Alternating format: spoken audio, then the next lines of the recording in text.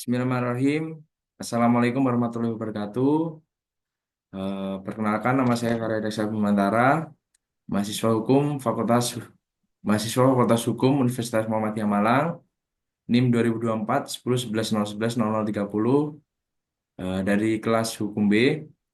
Kali ini saya berkesempatan untuk berbincang atau mewawancara dengan salah satu anggota DPRD Kabupaten Tulungagung, yaitu Bapak Yuda Saung Permadi.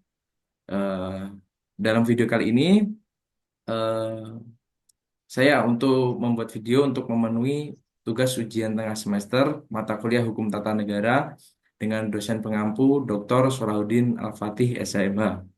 Sebelum itu, bolehkah Bapak untuk memperkenalkan diri terlebih dahulu? Oh ya, bisa. Assalamualaikum warahmatullahi wabarakatuh. Waalaikumsalam warahmatullahi Saya wabarakatuh. Budha Sawung Permadi, saya asli Tulungagung, eh, domisili di Desa Karanganom, Kecamatan Kauman, Kabupaten Tulungagung. Saya sehari-hari bertugas di DPRD Kabupaten Tulungagung, Komisi A, yang meliputi bidang pemerintahan, hukum, dan pendidikan. Baik, terima kasih Bapak atas ketersediaannya untuk saya wawancarai. Siap. Langsung saya berikan pertanyaan saja Bapak untuk mempersingkat waktu. Untuk Hmm. pertanyaan yang pertama, di saat ini, di kondisi saat ini banyak untuk kasus korupsi dan nepotisme itu meliputi atau dikenakan untuk para kader dari partai politik. Lalu bagaimana peran partai politik dalam membentuk, menghasilkan, dan mengawasi kadernya agar terbebas dari KKN itu sendiri, Bapak? Hmm.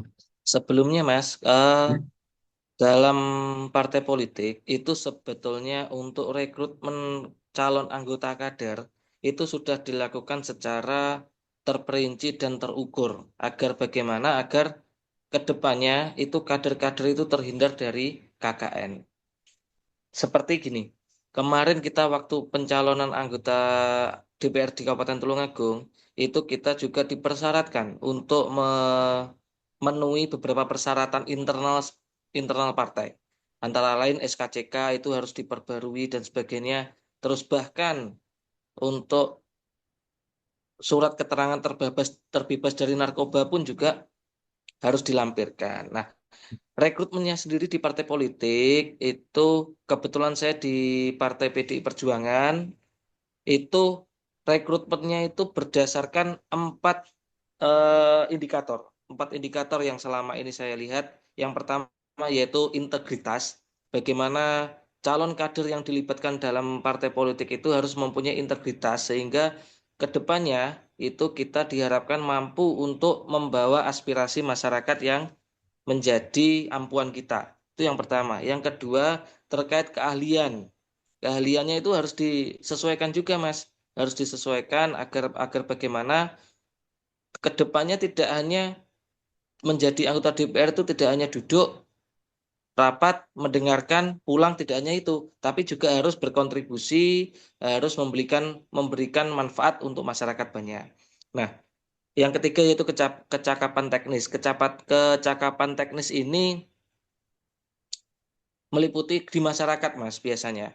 Jadi kalau seperti saya itu di masyarakat saya dikenal sebagai orang yang biasa masrah kemanten, biasa menjadi eh, talangi atur kemanten. Nah, seperti itu. Iya.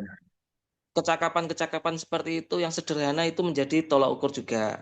Agar bagaimana ke depannya di anggota dewan itu tidak hanya menjadi dewan saja, tapi harus mempunyai manfaat di masyarakat.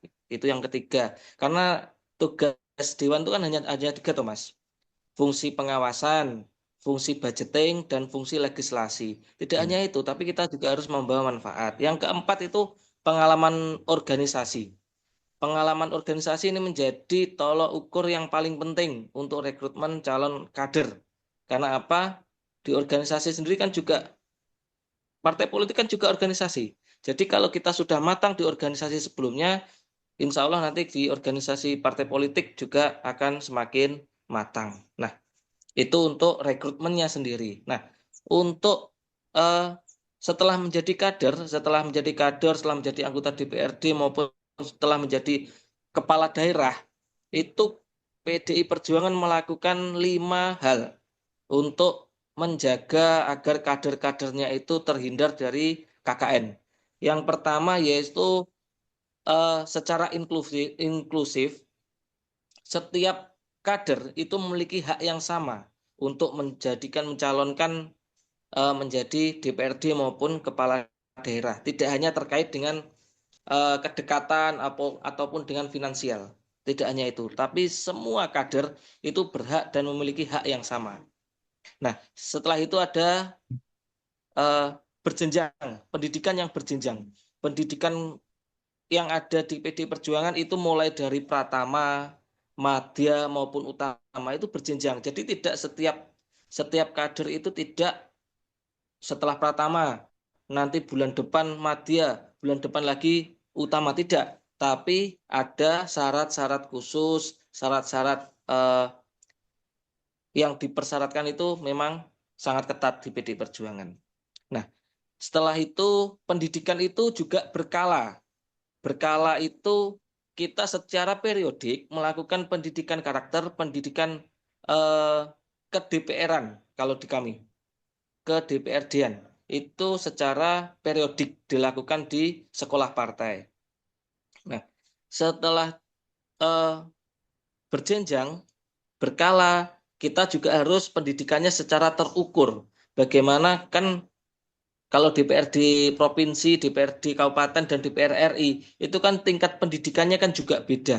Tingkat apa yang diampu juga berbeda, maka untuk sekolah partai juga mengukur kurikulum yang ada di sekolah partai tersebut. Eh, dan berkelanjutan, Mas, berkelanjutan dalam artian ini secara pendidikan ini secara periodik tetap dilakukan dan ke bawahnya atau ke kader-kader yang lebih muda juga akan dilakukan seperti itu. Jadi untuk terhindar dari KKN, PDI Perjuangan atau partai politik PDI Perjuangan itu sangat memperhatikan kadernya untuk terhindar dari KKN di negara kita. Baik, Bapak. Mungkin itu Mas. Ya, Hmm. mungkin di dalam pendidikan itu atau tadi proses dalam pemilihan kader itu apakah ada masalah spesifik yang dialami di dalam internal partai politik itu sendiri, Pak? Kalau di PDI Perjuangan tidak ada masalah sih Mas. Karena PDI Perjuangan itu terbuka untuk semua. Tidak hanya tergantung pada satu atau dua komunitas tidak, tapi semua kita rangkul seperti itu. Jadi untuk pemilihan kader sebetulnya kita banyak kadernya sangat banyak sehingga kita memang perlu untuk lebih teliti lagi untuk memilah bibit bobotnya kader-kader tersebut untuk diberikan tugas baik di DPRD, DPRD provinsi, DPR RI maupun di kepala daerah maupun calon presiden. Baik. Mungkin Mm-mm. untuk pertanyaan terakhir, Bapak. Jadi, Ya, ya. dengan proses itu tadi, apakah ada aturan atau hukuman untuk kader yang terbukti untuk melakukan KKN itu sendiri, Pak, dari Partai PDI Perjuangan? Sudah jelas. Sudah jelas kita dari PDI Perjuangan sudah ada peraturan partai tersendiri apabila ada anggota atau kadernya yang terjegal kasus KKN itu akan mendapatkan sanksi. Sanksinya sudah diatur dalam peraturan partai dan itu apabila nanti menurut partai, menurut eh, Mahkamah Partai itu nanti dinyatakan bersalah, itu memang harus diberikan sanksi yang sesuai dengan peraturan partai. Baik, Bapak. Mungkin itu saja, Bapak, yang bisa saya pertanyakan. Mungkin bisa menjadi Siap. pengetahuan yang baru bagi saya, apalagi Hmm. untuk mempelajari hukum tata negara. Saya juga harus belajar dari Bapak sebagai anggota DPRD ataupun Ya, partai-partai politik yang lain. harapan saya juga mahasiswa juga jangan terlalu apa ya acuh dengan partai politik karena Ya, Pak. penerusnya nanti juga panjenengan-panjenengan ini sehingga Ya, siap. kedepannya bisa membawa Tulungagung lah, khususnya di Tulungagung bisa menjadi lebih baik lagi gitu. Amin. Semoga eh, di Bapak menjabat sebagai DPRD Tulungagung dapat menyalurkan aspirasi kami, para mahasiswa Amin. tentunya, kepada khususnya di Kota Tulungagung tercinta kita itu, Pak. Ya, amin, amin, amin. Oke, Terima kasih Bapak atas ketersediaannya untuk wawancara kali ini. Mohon maaf siap, jika terdapat salah kata atau tutur kata perlakuan dari saya.